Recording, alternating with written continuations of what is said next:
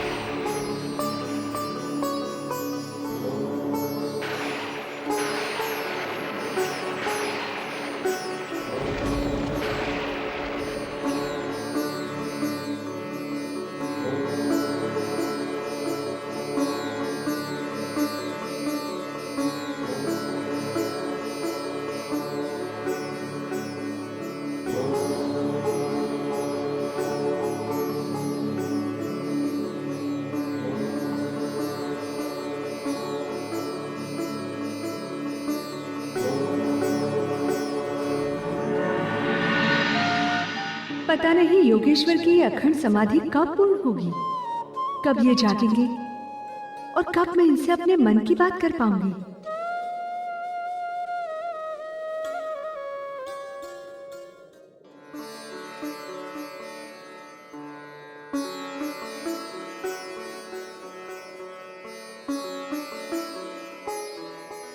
योगेश्वर को मेरा कोटि कोटि प्रणाम। आपको भी हमारा स्नेहिल अभिवादन प्रिय। क्या बात है उमा, आज आप हमें यूं एकटक क्यों निहार रही हैं? नाथ, आज आपके मुखमंडल पर एक विशेष प्रसन्नता दिखाई दे रही है। सत्य कहा प्रिय, आज हम अति प्रसन्न हैं। हे नाथ, क्या आपकी इस प्रसन्नता को जानने का परम सौभाग्य मुझे मिलेगा?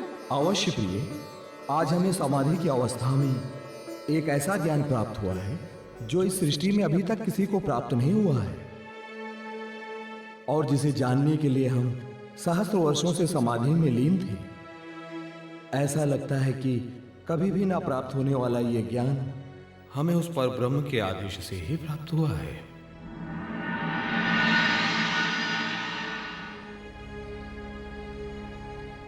कैसा ज्ञान प्रभु? यही कि सच्चिदानंद पर ब्रह्म कौन है, कहाँ है और उनका स्वरूप कैसा है। और हाँ प्रिय, जानती हो, संयोगवश हमारे साथ ईश्वर और सदाशिव भी थे, जो इस रहस्य को जानने के लिए समाधि में लीन थे। तब उनके तप से प्रसन्न होकर अक्षर ब्रह्म ने सदाशिव को परम धाम का ज्ञान दिया। और जब अक्षर ब्रह्म सदाशिव को ज्ञान दे रहे थे, तब उस ज्ञान को ईश्वर ने ग्रहण कर लिया और उनसे मैंने। ये तो बहुत अच्छा हुआ योगेश्वर, किंतु क्या आपकी अर्धांगिनी होने के नाते मैं इस अमृत में ज्ञान की धारा का लाभ ले सकूंगी? हे प्रभु, आप तो कृपा के सागर हैं। कृपा कर इस अमृत धारा को मेरे हृदय में प्रवाहित कर इसकी क्षुधा को शांत कर दीजिए। हे प्रभु, कृपा कर मुझे भी इस रहस्य से अवगत करा दीजिए, जिसे जानने के लिए आपने सहस्त्र वर्षों तक समाधि ली थी। हे देवी, वैसे तो इस रहस्य को जानने की पात्रता कार्तिकेय और गणेश में भी नहीं है, किंतु आप हमारी अर्धांगिनी हैं, हमारी सहधर्मिणी हैं, और आपको इसे जानने की तीव्र जिज्ञासा भी है। इसीलिए इसे हम आपको अवश्य सुनाएंगे।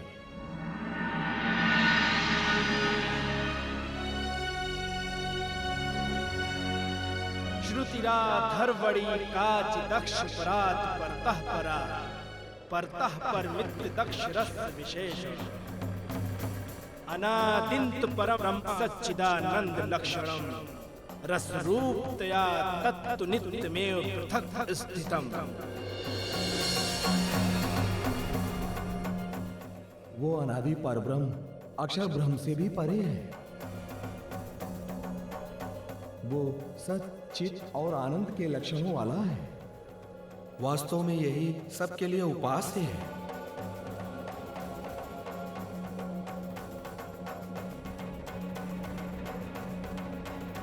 शांत क्यों हो गए योगेश्वर?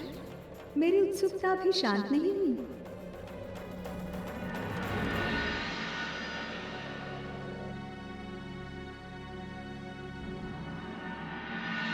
अब और क्या जानना चाहती हैं अक्षरातीत परब्रह्म के विषय में? हे योगेश्वर, अभी तक आपने ये नहीं बताया कि अक्षरातीत परब्रह्म का स्वरूप कैसा है। क्या उनकी कोई उपमा है? क्या उनके हृदय में भी प्रेमवास करता है? स्वलीला द्वैत तथा इंद्रियों से प्रत्यक्ष न होने वाला वह परब्रह्म अति प्रेममयी किशोर स्वरूप को धारण करने वाला है तथा आत्मरूप सखियों का अति प्यारा परम तत्व है। हे योगेश्वर, कृपया आप मुझे विस्तार से समझाएंगे? तो सुनो देवी, उस प्रेममयी परम तत्व को धारण करने, प्यार करने और रस लेने में सखियां प्रत्यक्ष रूप से समर्थ नहीं है। अतः उसे रमण करने के लिए श्यामा जी उनका प्रथम अंग है। वे प्रियतम परब्रह्म की हृदय स्वरूपा है और सखियां उनकी हृदय स्वरूपा है। हमें उनके अनुभव का सौभाग्य कब प्राप्त होगा? 28वें कलयुग में, जब परब्रह्म के अभिन्न अंग आनंद स्वरूपा आत्माएं इस नश्वर जगत में असत जड़ व दुखमयी लीला को देखने की इच्छा से प्रकट होंगी, तब वे असहनीय दुखों को प्राप्त हो जाएंगे।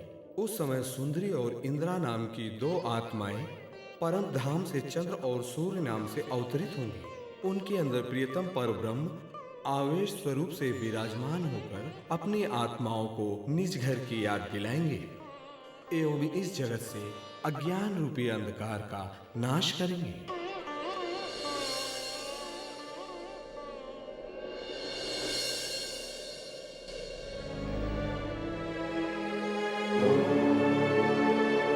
सुंदरी चेंदिरा सख्यो नामाभ्या चंद्र सूर्यर्यो मायांधकार नाशाय प्रतिबुद्धे भविष्य। और इस तरह काल का चक्र आगे बढ़ता गया। समय बीता, युग बीते और उसके बाद वो पावन घड़ी आई जब भगवान शिव का कथन सत्य होने की भूमिका बन रही थी।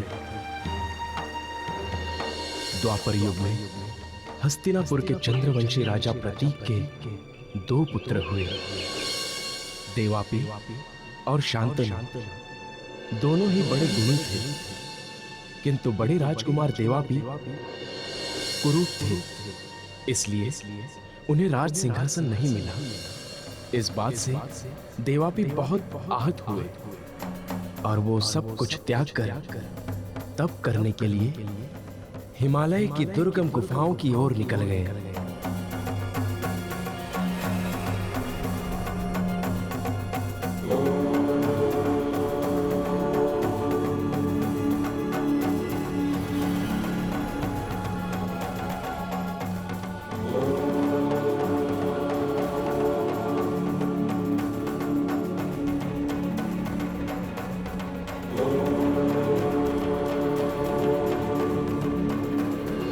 प्रणाम मुनिवर।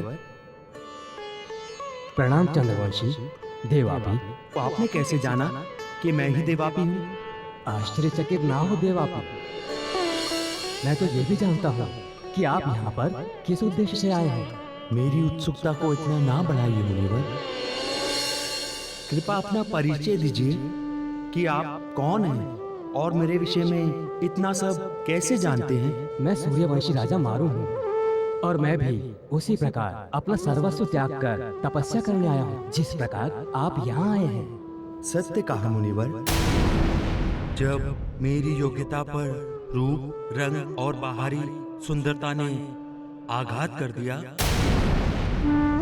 तब मुझे लगा कि ये दुनिया मनुष्य की बाहरी आवरण देखकर उसकी योग्यता का आकलन करती है, किंतु मैं इस दुनिया के आकलन को निर्मूल कर तपस्या के मार्ग पर जाना चाहता हूँ, जहाँ मनुष्य की भक्ति और उसकी योग्यता को महत्व दिया जाता है।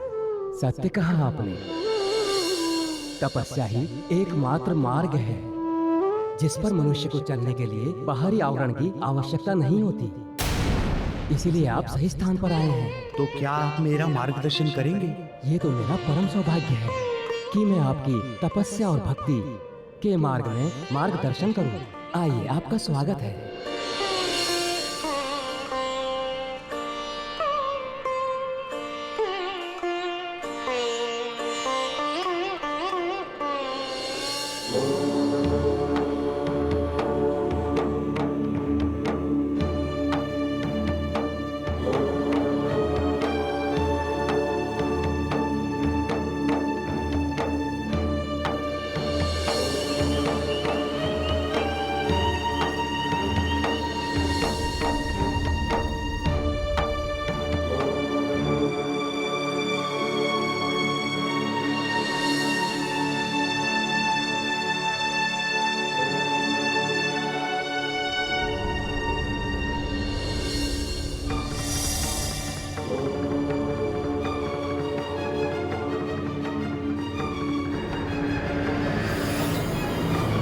हे योगी जनों, अपनी आंखें खोलिए।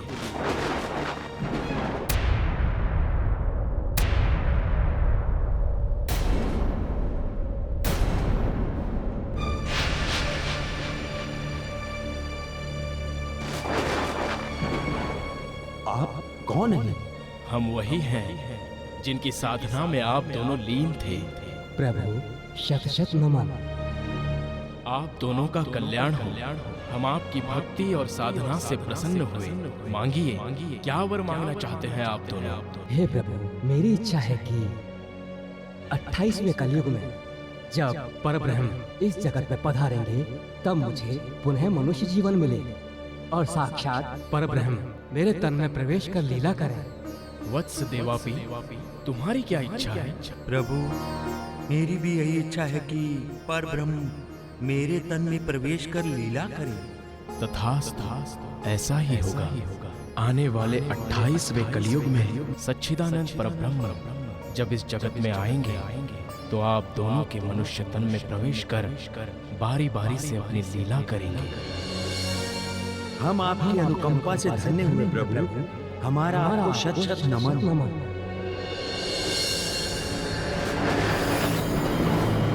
अंततः 28वें कलयुग का वो शुभ समय आया जब परम धाम से वे ब्रह्मात्माएं इस धराधाम में अवतरित हुई। तब संवत 1638 अश्विन शुक्ल 14 को परब्रह्म की अर्धांगिनी शक्ति श्री श्यामा जी की आत्मा उमरकोट के मतु मेहता और कुंवर बाई के घर श्री देवचंद्र जी के तन में प्रकट होती है। संवत 1638 देवापी को फलयो असीसा। अश्विन शुक्ल चतुर्दशी पावन उमरकोट नगरी मन भावन।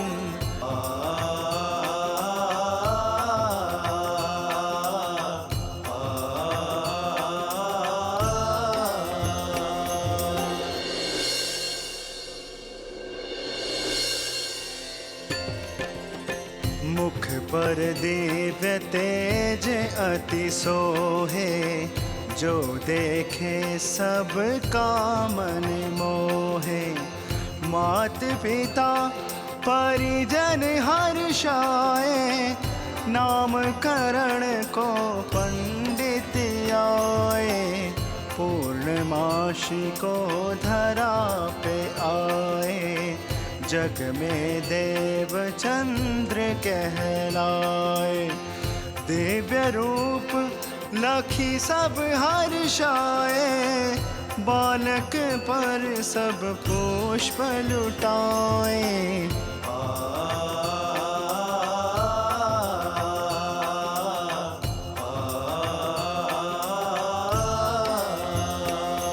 इस तरह लाड़ प्यार में उचित संस्कारों और श्रद्धा भक्ति की भावना के साथ श्री देवचंद्र जी बढ़ते हुए 11 वर्ष के हो गए।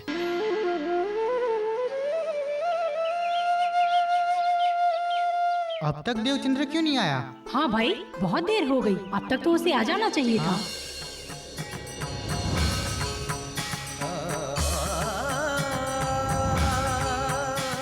अरे भाई, उसकी माताजी उसे बिना भजन पूजन के बाहर थोड़े ना आने देगी। जानते हो ना, वे नियम की बड़ी पक्की है। हाँ भाई, उसकी माताजी बहुत नियम धर्म वाली है, तभी तो हमारा देवचंद्र भी बड़ा आज्ञाकारी है। वैसे हम बड़े भाग्यशाली हैं जो देवचंद्र हमारा मित्र है।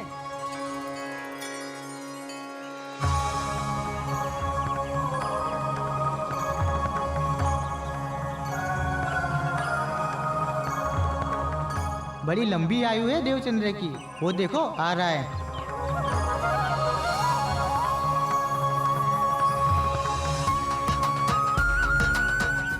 इतनी देर लगा दी देवचंद्र, हम कब से तुम्हारी राह देख रहे हैं। क्षमा चाहता हूँ, माँ भजन पूजन कर रही थी सो हम भी उनके साथ बैठे थे। देवचंद देखो, मैं तुम्हारे लिए बूंदी का लड्डू लाया हूँ, लो चलो हम खाते हैं।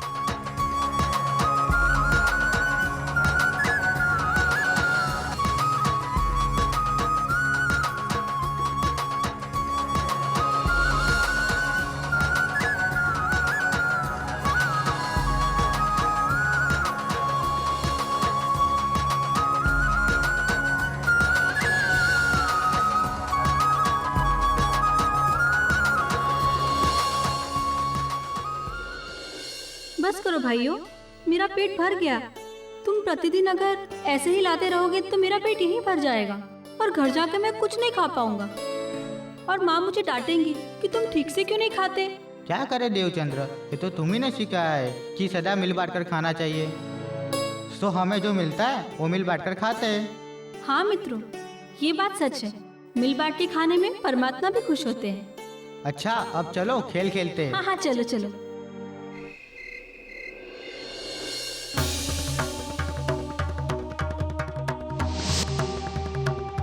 मत जाओ, मत जाओ, मत जाओ, संसार के इस दुखी खेल में मत जाओ, मत जाओ, मत जाओ, मत जाओ, संसार के इस दुखी खेल में मत जाओ।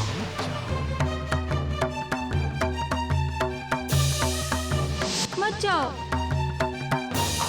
मत जाओ, मत जाओ, मत जाओ, मत जाओ, मत जाओ। देवचंद्र, बेटा देवचंद्र, क्या हुआ बेटा? हाँ,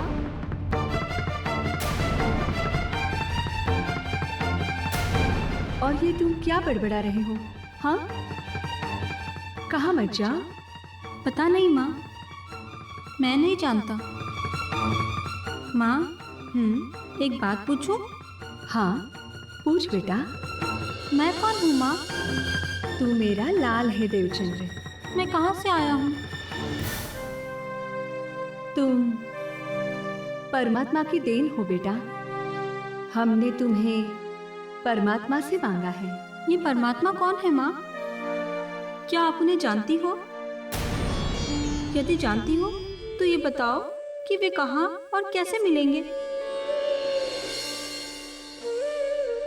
अरे, आज तो इतने प्रश्न क्यों कर रहा है? बताओ ना माँ। बेटा, परमात्मा हमारे सृजन करता है और वो कण कण में समाहित हैं। माँ, बस बेटा, आज के लिए इतने प्रश्न काफी हैं। बाकी के प्रश्न कल पूछ लेना। अच्छा, अब सो जा। जब भया बरस आज्ञार तब मन उपजो एह विचार, मैं कौन कहाँ थे आया, कहाँ है मेरा भरतार, कहाँ है मेरा भरतार।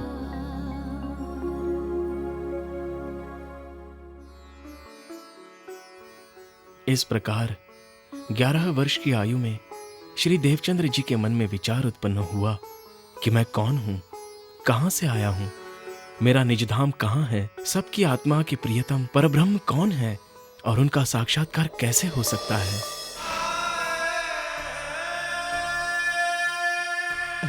समल के बेटा, तुम्हारा ध्यान कहाँ है? क्षमा चाहता हूँ काका, मैं कुछ सोच रहा था। क्या सोच रहे थे बेटा? यही कि परमात्मा कहाँ है और उनका स्वरूप कैसा है। बेटा, परमात्मा सर्वव्यापी है, वे जगत के कण कण में समाये हुए हैं। अच्छा, तो हम उनका साक्षात्कार कैसे प्राप्त कर सकते हैं? बेटा, उनके दर्शन करना इतना आसान नहीं है। अगर तुम परमात्मा के दर्शन करना चाहते हो तो मंदिर जाओ और भक्ति करो। यदि तुम्हारी भक्ति, तुम्हारी प्रार्थना सच्ची होगी तो परमात्मा एक ना एक दिन तुम्हें अवश्य दर्शन देंगे।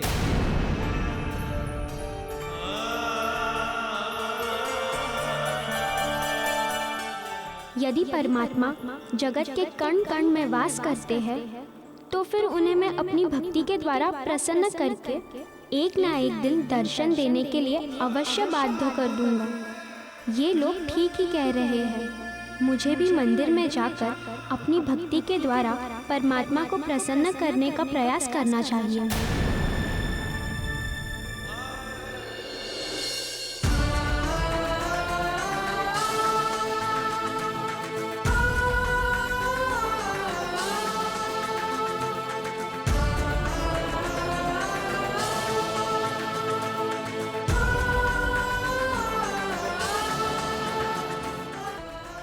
हे प्रभु, मैं आपकी शरण में आया हूँ।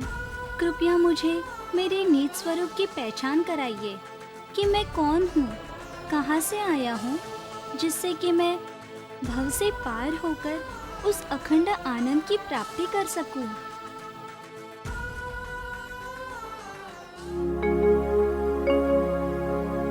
परब्रह्म क्यों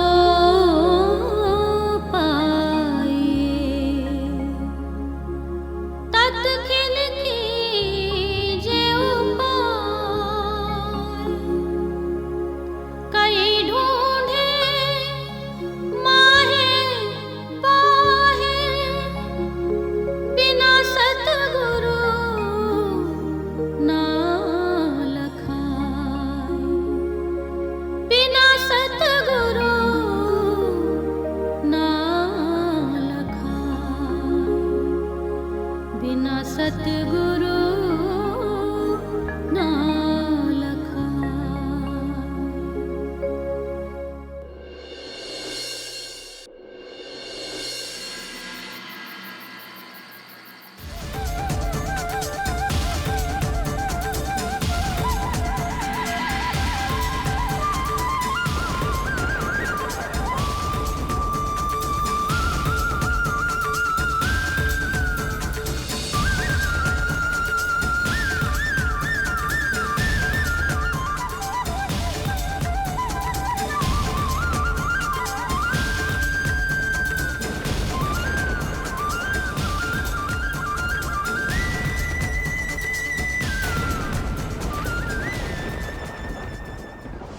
अगर तुम परमात्मा के दर्शन करना चाहते हो तो मंदिर जाओ और भक्ति करो। यदि तुम्हारी भक्ति, तुम्हारी प्रार्थना सच्ची होगी तो परमात्मा एक ना एक दिन तुम्हें अवश्य दर्शन देंगे। हाँ, ये ठीक रहेगा।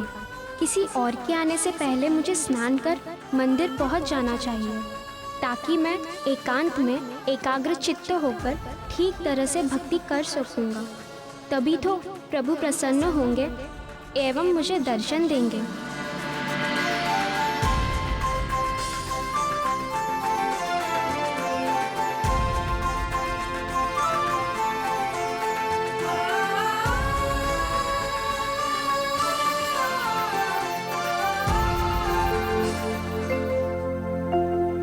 मान के देह अखंड फल पाए,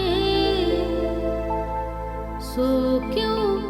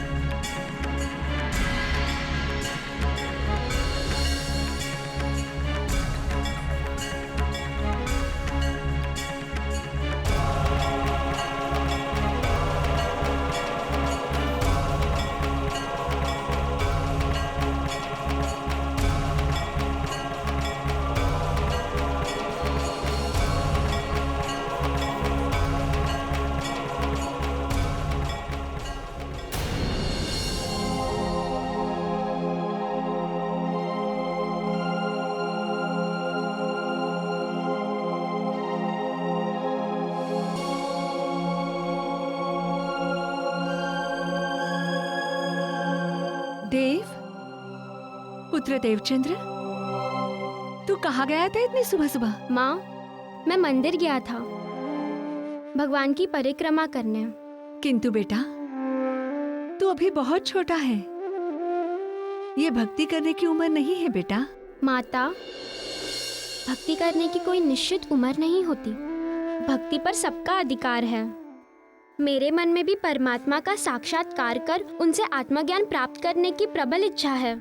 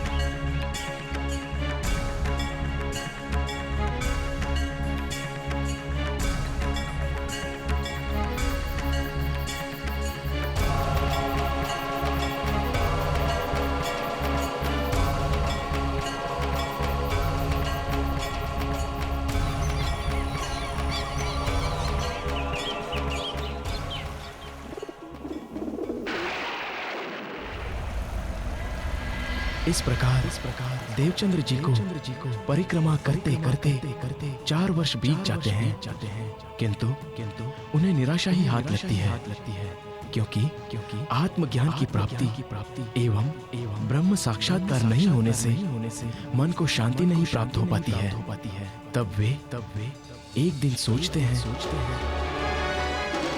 इस तरह से किसी समर्थ सद्गुरु के मार्गदर्शन के बिना, ज्ञान प्राप्त किए बिना अंधभक्ति करते हुए तो सारा जीवन व्यर्थ हो सकता है। अतः ज्ञान की प्राप्ति करने के लिए सद्गुरु की खोज करनी ही होगी। किंतु क्या करूं? यहाँ रेगिस्तानी इलाका होने की वजह से जल की भारी तकलीफ उठानी पड़ती है और इस वजह से यहाँ कोई भी साधु संत आते नहीं है। अब क्या करूं मैं?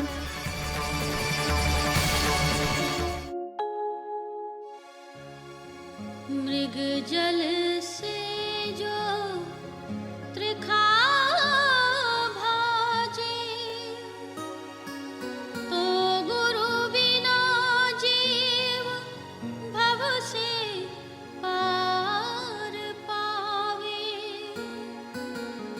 अनेक उपाय करे जो कोई, पर बिंद का बिंद में समावे। पर बिंद का बिंद में समावे।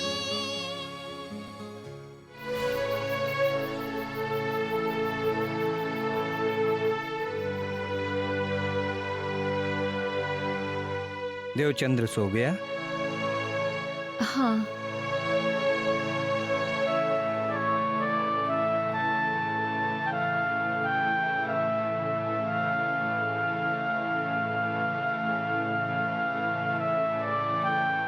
क्या हुआ कुंवर?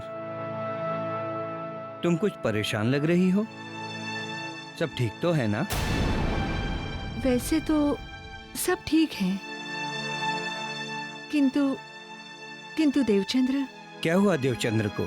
न जाने आजकल वो क्यों खोया खोया सा रहता है, किसी से बात नहीं करता, भोजन ठीक से नहीं खाता, मित्रों के साथ नहीं खेलता, बहुत सारे प्रश्न करता है, बार बार पूछता है, माँ मैं कौन हूँ, मैं कहाँ से आया हूँ, परमात्मा कौन है, कहाँ मिलेंगे। सुबह में मंदिर में जाकर 3-3 घंटे तक परिक्रमा करता रहता है, और तो और रात को नींद में भी बड़बड़ाता है, मत जाओ मत जाओ। कुंवर, तुमने मुझे ये बात अब तक बताया क्यों नहीं? मैंने सोचा बच्चा है, ऐसे ही कहीं से कुछ देख सुनकर प्रश्न पूछ रहा है, किंतु अब तो प्रतिदिन वो प्रश्न पूछने लगा है। सुनिए, मेरा मन तो बहुत घबरा रहा है। कहीं अपना देवचंद्र बैरागी ना बन जाए।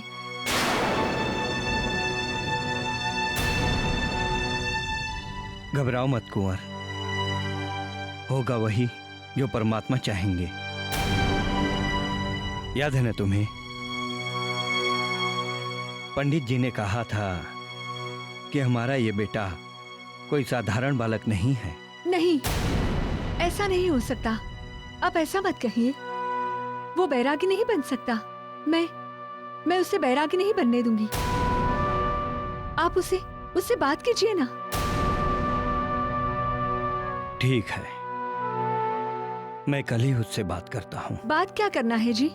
आप तो उसे अपने साथ व्यापार में काम में लगा दीजिए। काम करेगा तो सोचने का समय भी नहीं मिलेगा, है ना? ठीक है, ये अच्छा सुझाव है। मैं शीघ्र ही व्यापार के लिए भुजनगर कच्छ जाऊंगा और उसे भी अपने साथ ले जाऊंगा। ठीक है, अब तुम सो जाओ। बेटा देवचंद्र, कल मैं व्यापार के काम से कच्छ जा रहा हूं। अब तुम भी बड़े हो गए हो। मैं चाहता हूं कि तुम भी मेरे साथ वहां चलो। मैं तुम्हें सिखाना चाहता हूं कि व्यापार कैसे करते हैं। लेकिन पिताजी, मेरी व्यापार में कोई रुचि नहीं है। मैं आपके साथ फिर कभी आ जाऊंगा। मान जा बेटा, वहाँ बहुत से मंदिर भी हैं। तेरा दिल भी लग जाएगा। वहाँ मंदिर है? हाँ। तो फिर ठीक है, मैं आपके साथ अवश्य आऊंगा। कहिए, हमें कच्छ के लिए कब निकलना है? हम कल सुबह ही यहाँ से निकलेंगे। जी पिताश्री।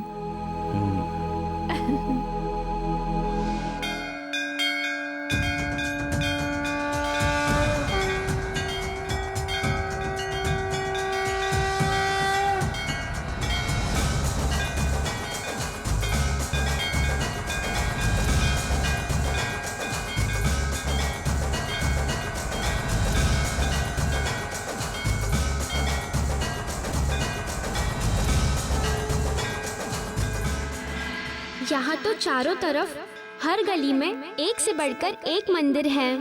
जगह जगह सत्संग हो रहे हैं।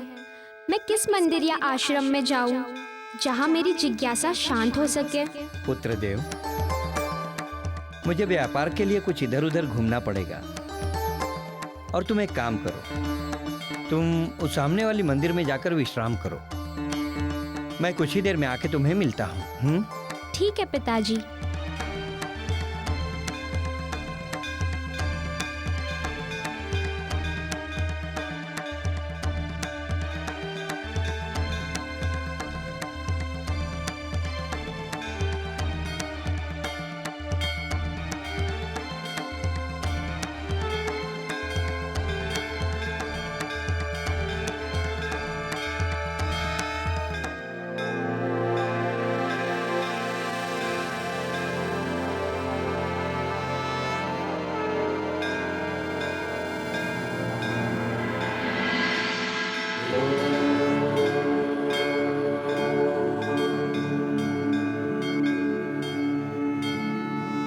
यह जगत असत्य है, क्षणभंगुर है, स्वप्न के समान झूठा है, दुख से भरा है।